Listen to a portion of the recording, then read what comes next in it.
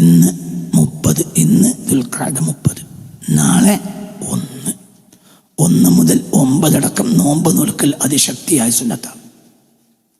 മാമിൻ അയ്യാമിൻ അൽ അമലു സ്വാലിഹു ഫീഹിന്ന അഹബ്ബു ഇലല്ലാഹി മിൻ ഹാദിഹിൽ അയ്യാമിൽ അശ്ർ എന്ന് ഖുർആൻ പറഞ്ഞു, മുത്തസൂറ പറഞ്ഞിട്ടുണ്ട്.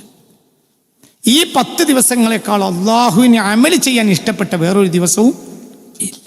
വേറൊരു ദിവസവും അമൽ ചെയ്യാൻ, സ്വാലിഹായ അമൽ ചെയ്യാൻ വേറൊരു ദിവസം അള്ളാഹ്ക്ക് ഇഷ്ടപ്പെട്ടതില്ല. ഈ 10 ദിവസം കൊണ്ട് ഖുർആൻ സത്യം ചെയ്തു.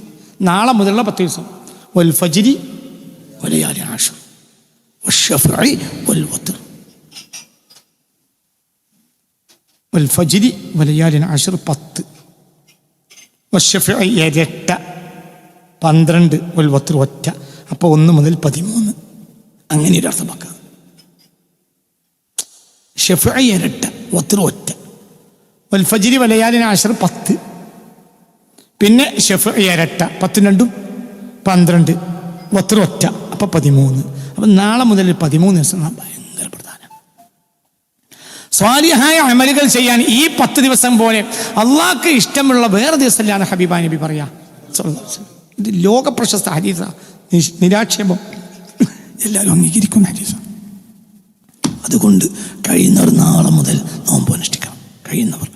നാളെ മുതൽ നോമ്പ് അനുഷ്ഠിക്കണം കഴിയുന്നത്ര ആളുകൾ. അല്ലാഹു തആല തൗഫീഖ് തരട്ടെ. ചില റിവായത്തിൽ കാണാം, യഅദിലു സൗമു കുല്ലി യൗമിൻ മിൻഹാ സൗമ സന സിയാമ സന കമാ ഖാൽ. ഇതിലെ ഓരോ ദിവസങ്ങളുടെയും നോമ്പിന് 1 വർഷത്തെ കൂലിയാണ്. മനസ്സിലായില്ലേ? എന്നാൽ സൗമ അറഫക്ക് 2 കൊല്ലത്തെ കൂലിയാണ്. അപ്പൊ എത്രയായി? 9 ദിവസം കൊണ്ട് എത്രയായി? 10 കൊല്ലത്തെ കൂലിയായി. 10-ാം ദിവസം നോമ്പ് ഹറാമാണ്. അപ്പൊ 9 ദിവസം കൊണ്ട് എത്ര കൊല്ലത്തെ കൂലി കിട്ടും? 10 കൊല്ലത്തെ കൂലി കിട്ടും. എന്ത് പറഞ്ഞാലും അല്ലാഹു തആല സ്വീകരിക്കും. അപ്പൊ എല്ലാവരും അതിന് തയ്യാറാകണം. എല്ലാവരും തയ്യാറാകണം. കഴിയുന്നത്ര ആളുകൾ തയ്യാറാകണം. പ്രധാനപ്പെട്ട ദിക്ർ ഏതാ? സുബ്ഹാനല്ലാഹി വൽഹംദുലില്ലാഹി വലാ ഇലാഹ ഇല്ലല്ലാഹു വല്ലാഹു അക്ബർ. ഈ ദിക്റിനെ ജംഅ ചെയ്തത് സയ്യിദ് ഇബ്രാഹിമാണ് അലൈഹിസ്സലാം.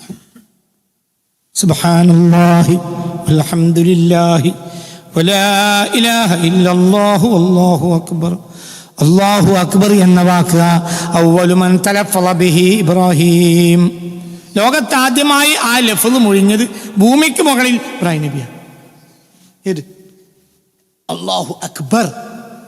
നിസ്കാരത്തിന് വിളിക്കാനുള്ള പ്രധാനപ്പെട്ടതും നിസ്കാരത്തിലെ ഇന്ത്യക്കാലത്തിൽ പ്രധാനപ്പെട്ടതും തക്ബീറത്തുൽ ഇഹ്റാമിലും എല്ലാം തക്ബീറത്താണ്.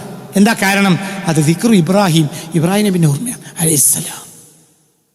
ആ മഹാനാണ് ലോക ചരിത്രത്തിൽ ആദ്യമായി എന്ത് പറഞ്ഞത്? അല്ലാഹു അക്ബർ എന്ന് പറഞ്ഞു. ഈ ദിക്റിനെ ഇപ്രകാരം ക്രോഡീകരിച്ചതും ഇബ്രാഹിം നബിയിലൂടെയാണ്. സുബ്ഹാനല്ലാഹി വൽഹംദുലില്ലാഹി വലാ ഇലാഹ ഇല്ലല്ലാഹു വല്ലാഹു അക്ബർ. അത് ആവർത്തിച്ചില്ല. കഴിയുന്നത്ര ആളുകൾ മരുന്ന് കൂടിയൊന്നും ഇല്ലാത്തവർ മരുന്ന് കുടിക്കുന്നതിനെ തൊട്ട് അള്ളാഹു ദായമായി മരുന്ന് കുടിക്കേണ്ടി വരുന്നതിനെ തൊട്ട് അള്ളാഹു തആല കാത്ത് രക്ഷിക്കട്ടെ. അങ്ങനെയൊക്കെ കാലം വരാൻ പോണതിന് മുമ്പ് മര്യാദക്ക് നടക്കണ കാലത്ത് ചെയ്യാൻ നല്ലത്. ഇപ്പം നമുക്കൊക്കെ മുമ്പ് വിൽക്കാൻ കഴിയും. അള്ളാഹു തആല നമുക്ക് നിലനിർത്താൻ തൗഫീഖ് തരട്ടെ. അപ്പം നാളെ മുതൽ, നാളെ ഇപ്പോൾ ഏതായാലും 1 ഉറപ്പാണ്. നാളെ 1 ഉറപ്പാണ് ഇൻഷാ അല്ലാഹ്. നോമ്പ് 1 നാളെ ദുൽഹിജ്ജ 1 2 മണി ഞാൻ ഇൻഷാ അല്ലാഹ് പാറപ്പള്ളിയിൽ ബഹുമാനപ്പെട്ട സ്വഹാബിയുൽ ജലീലായ ബഹുമാനപ്പെട്ട തമീമുൽ അൻസാരിയെ രാത്രി 2 മണിക്ക് പകൽ 2 മണിക്ക് നാളെ സിയാറത്ത് ചെയ്യും. 2-2:30 ഉള്ളിൽ ഇൻഷാ അല്ലാഹ് അവിടെ എത്തും.